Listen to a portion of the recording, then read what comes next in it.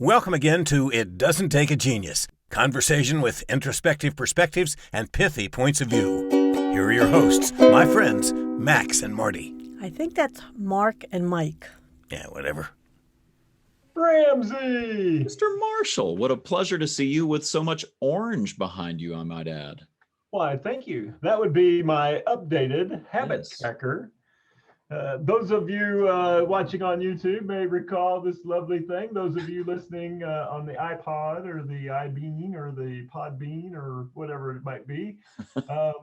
Yeah, the habit tracker is back. So if you recall from episode 39, Accountability Habits, we talked about, how do we track those activities that we want to commit to get to our goals? Yeah. So as you can see, I've been faithfully filling mine out every day. I have goals in the area of life, health, and work. And to be quite honest with you, well, I'll just, how am I doing, Mr. Ramsey? Yeah, I mean, I feel like I see a whole lot of orange there. So that leads me to believe that some of these especially are just almost a straight line of orange where you filled in the blocks. And it leads me to believe you're feeling pretty good about this. I am. I'm feeling good about the ones where there's straight lines. However, we also notice where there's some with huge gaps. There are. I noticed especially on the work stream that's not quite as consistent. Right. Well, and that one's a little interesting because I did have one book a month, so I got that done. So that's one orange square. I wanted to do 4 podcasts in the month. This will be our 5th one. So we're doing pretty good there. When it comes to handwritten cards to people, haven't done a single one this month. Oh, I see. Okay. So really you could, if you wanted to be fancy, you could go onto your Excel spreadsheet and merge that whole 1 book a month row to one big orange block. Mm-hmm. Right. And just have the one thing. Okay, I get it. So no, it's even better than I thought then. Wow. Yeah, so it's not bad. I apparently I cannot go more than 3 days in a row without eating sweets. I did not know this about myself until I saw it on the paper, and I went, I'm really, really bad at that. And so the good news is most of the Christmas stuff is gone. Right. Crumbs laying around. So I'm looking for marked improvement when I relaunch this in February. The biggest thing is even last night, like one of my life goals is to a daily meditation. Yeah. And last night rolled around. I had a lot of stuff going on. It was late. I thought, well, maybe I'll just go to bed. And I was like, no, then I can't check my little box. There'll be a gap on my scoreboard. So I did my meditation and I felt good about it, and then I got to check that box on my scoreboard. So this thing is it's working. It's motivational. The idea of setting firm goals, and activity goals related to those, tracking them on a regular basis, and then in this case showing them to somebody. Yeah. Just for an accountability standpoint. It seems to work. That's really cool. And it is just amazing to think about, just because you want to fill in that little orange block, it might cause you to go to bed a little later just to make sure you get that thing accomplished, whatever it is. Mm-hmm. Well, it's interesting because I know that the activity meditation is good for me. Yeah. So that in itself should be enough. It's kind of like, making money, right? I know that if I sell so much stuff, there'll be a pile of money. Right. However, the long-term motivation, I don't know when meditation is going to be beneficial to me. It's a slow process, but I know that checking the boxes is something I can do immediately. Yeah. So there's that short-term gratification and the long-term gratification, and it appears like the long-term gratification is not enough. Yeah. That's why I think, over half the population in America is obese. Yeah, long term, I'd like to live and be healthy until I'm 80. Short term, Wendy's has a sale on Baconators. And I like Baconators. And so the short term takes precedent over the long term. So if you can align your short term wins and little rushes of dopamine with your long term goals, I think you got something here. Well, the other thing that you said that caught my attention was that there were things you didn't know about yourself. I didn't know that I needed sweets every 3 days. I had a client recently who he texted me about his departmental goals and the scoreboard they had come up with, and he said you wouldn't believe all of the changes and adjustments we have had to make to accomplish our goal, almost like it's our first day here. And he said it's a little embarrassing, to be honest, because I didn't realize we were that out of touch. And of course they weren't out of touch. They're phenomenally successful. This is like probably for this particular department of this particular industry, they're probably my highest gross profit of any of my clients. And yet they go through the exercise of putting up a scoreboard and having to track it. And I thought for sure we'd do this day 1, day 2, and day 3. We didn't do it any of the days. Why not? You mean that process is broken? And the next thing you know, they're off to the races with all sorts of goodness that spills out of that, fixing and improving in all sorts of areas. So it's neat that this is all reflected. Oh, yeah. As I was looking at my chart yesterday, my daughter was getting ready to go to work. And so I packed up a lot of the sweets that were in our house and told her to take them to work. You should be the benevolent provider to the whole office of delicious treats. And so it's gone. Those are out of the house. So this is going to help me. Yeah, I had to change, my environment in order to make it more likely that I would achieve. Right. That's beautiful. Well, so how does this pertain to this work week? Well, it's interesting because I've had, the conversation that I just mentioned from a department manager, and I've had now 3 other conversations that revolved around this idea that when push comes to shove, holding people accountable is hard. And having those conversations can be very difficult. So I had if for those of you familiar with the DISC personality system, it is a way of describing different personality types. It's a very old way of describing it, thousands of years old, really. And there's a particular type in there called S. And S folks tend to be people-oriented and tend to really adapt to the environment and try to put some structure and processes in place. They're good at stability and having a pace. And so I have some organizations and some departments that are mainly S's. Mm-hmm. And so this whole thing about accountability habits is kind of hard, because then you have to hold people accountable is the thinking. And so there have been some really interesting discussions about, well, we haven't really accomplished what we hope to accomplish because we haven't really held anybody accountable to the thing we wanted to execute. So it just brought to mind for me some of what you've already talked about, frankly, that maybe is worth hitting and highlighting for our audience about how the 4 disciplines of execution, these accountability habits, as you and I have called them, really can be your secret weapon on the accountability side of this equation. Oh yeah, and I run into this a lot because we work with a lot of very nice people. Yes.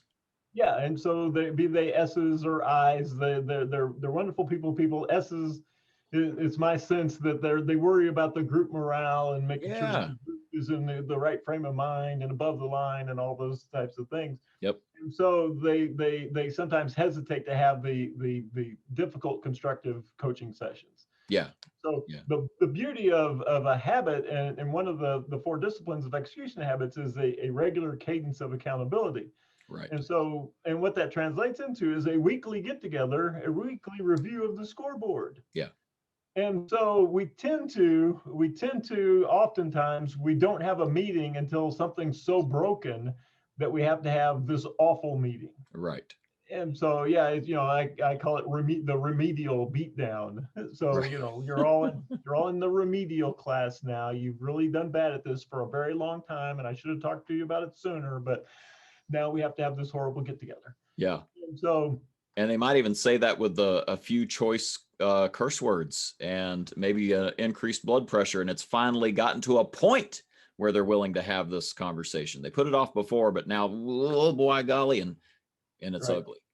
yeah, their energy, their discomfort, had to reach a point that it Right. overcame their resistance to having a difficult conversation. And so the discomfort is uncomfortable for the performance of the group, performance of the department. And so it reached a point where it forced me to overcome my resistance and have this meeting. Whereas a regular weekly meeting, Yeah. we're not having, nobody knows that we're having this meeting whether we had a good week or a bad week. Exactly. And so if we our activities were good, we're going to have this meeting. If our activities were so-so, we're still going to have this meeting. Yep. And so it doesn't feel like the remedial beatdown meeting. And the way I explain it to people is it's the difference between regular maintenance and catastrophic engine failure. Yeah. And so we tell people, if you'll change your oil regularly, let us inspect your car, check these different fluids, you can avoid catastrophic engine failure. You can put that off, and you can put it off for a year or 100,000 miles or whatever, and then something big is going to break, and it's going to cost you your two most valuable resources. It's going to cost you more time and more money. Yeah. And an intangible, it's going to be much more stressful. Yeah. And it's going to happen at a time that's least convenient for you. So what we're saying here is the structure is going to dictate your behavior. You're going to put this meeting into place. It's going to allow you to have smaller, uncomfortable conversations instead of having to wait until something falls off the rails or you come unglued because the situation gets so bad that you have to go have this terrible accountability meeting. How about just a weekly session where we all just give an account? That's what an accountability session is. You're giving an account of what happened this last week, where the numbers are, what do I need to do different for next time? Done. The meeting's over. And you can think about that. We do the same thing with one-on-one coaching. Yep. So your sales rep is having a bad month. Yep. And then you let it go, and now it's the 20, like in this case, it's the 28th, and we got to sit down and go, what the heck's wrong? Right. How can I got 2 days left to save the month. Yeah.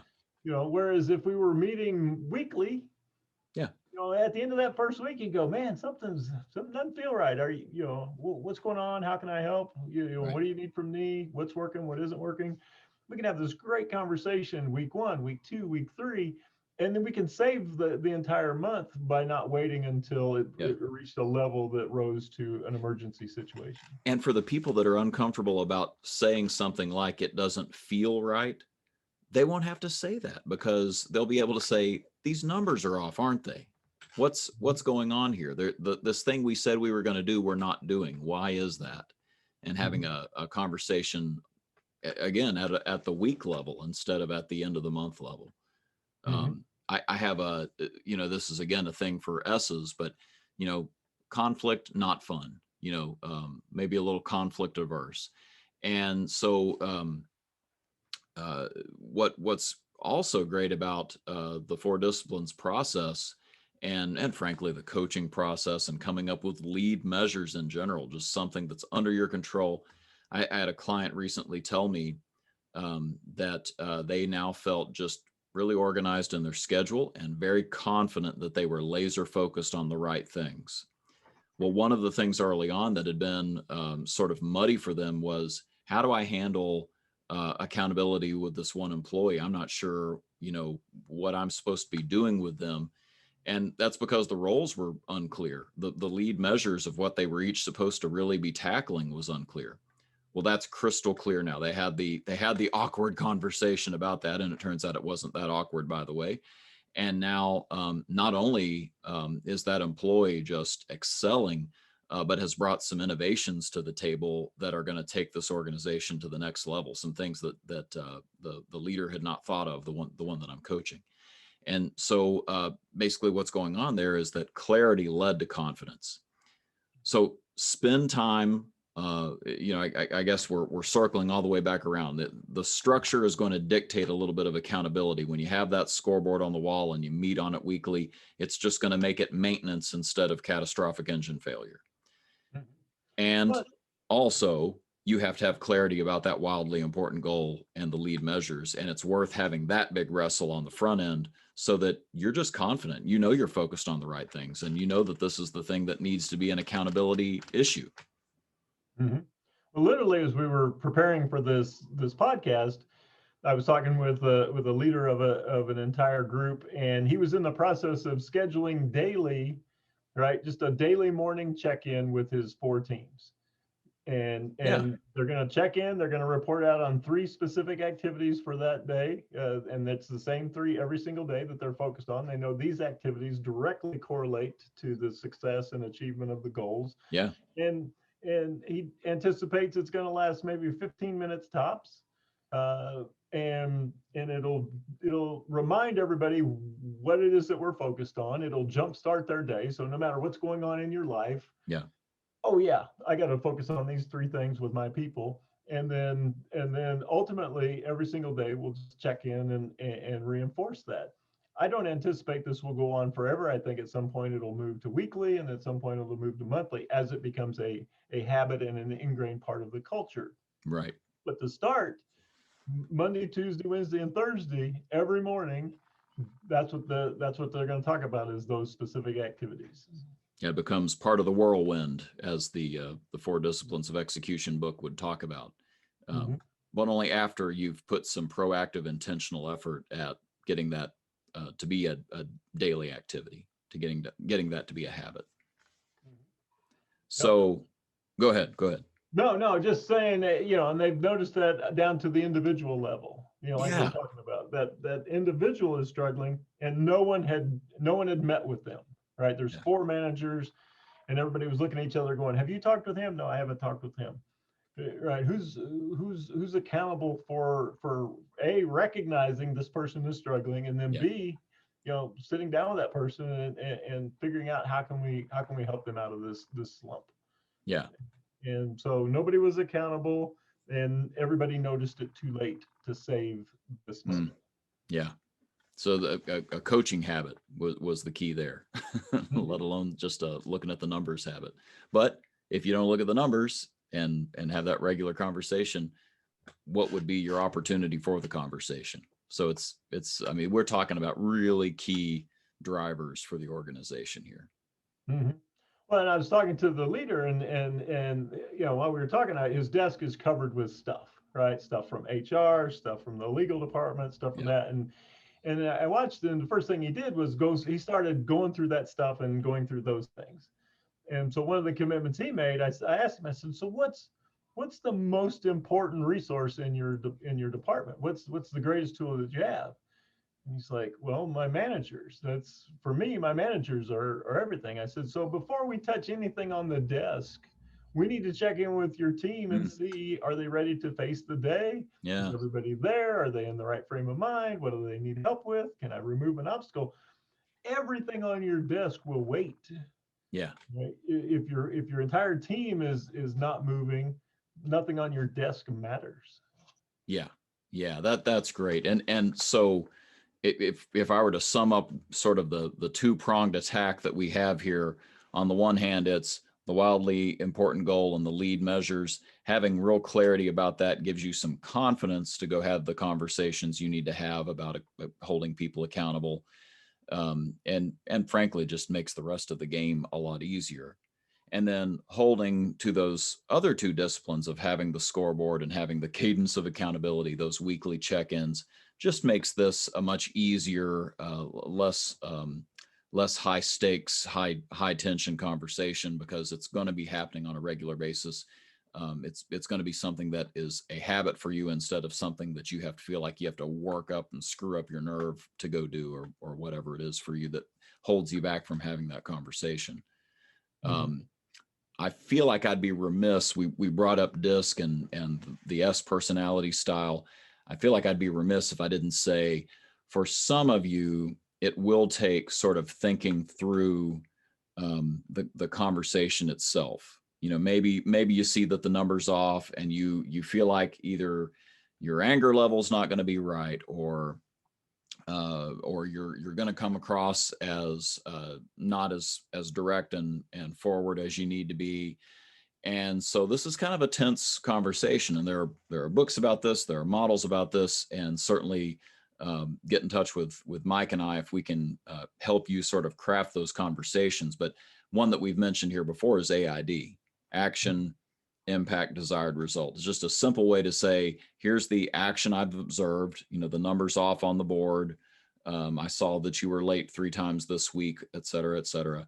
Here's the impact it has. You know that this affects our big goal. You know that this is something that everybody's seeing you do, and you're modeling the behavior we don't want to have here. Desired result for the future. Let's talk about what you could do to turn that around. So AID is just a way to sort of step through the different parts of that conversation. There are many others. There's a lot of factors here, but for goodness sake, get yourself some help in having those conversations, because that's the real key here. These are all excuses for us to have the conversations we need to have about the habits we need to have. Mm-hmm. Yeah, and as a flaming eye, I understand perfectly. I've spent more time than most, and as do most eyes. When there's time for a difficult conversation, I practice in my head. I role play scenarios, and ultimately I procrastinate. I put that difficult conversation off. The regularly scheduled meeting will make sure that you don't put that off. And then some of the tools that are available, or just talking to you or I, and I had a leader call me the other day on his drive in. He had to have a difficult conversation first thing in the morning, and we practiced all the way to the store. Yep. Okay, if this is the reaction, what are you going to do? Right? And okay, how could you make that more engaging? And we talked it through, and he went in there, knocked it out of the park, went great. So whether you use a tool or whether you have a mentor or a sounding board, whatever it is, just know that because you've got this regularly scheduled event, it will be structure. Easier. Yeah, your structure will make it easier, and then having a plan for that conversation makes it twice as easy. Yeah, that's great. All right, well, we'll put links to all this stuff in our notes, and the habit tracker is already on the one of our websites, so that that's something you can download if you want to play with that. And we just hope this helps, and please let us know sort of what more you'd like on this. It seems like the accountability habits keeps taking on a life of its own. So anything we can do to help anybody out there, we would love to do it. What Mark said. No doubt. Well, let's see what our announcer, what glowing thoughts does he have to share with us today? That sounds great. And that's a wrap. The musings of Mark and Mike. No rights reserved, etc. Feel free to share and discuss what you heard today. Even claim the ideas as your own. Who'd want to do that? See you next time on It Doesn't Take a Genius. Thanks.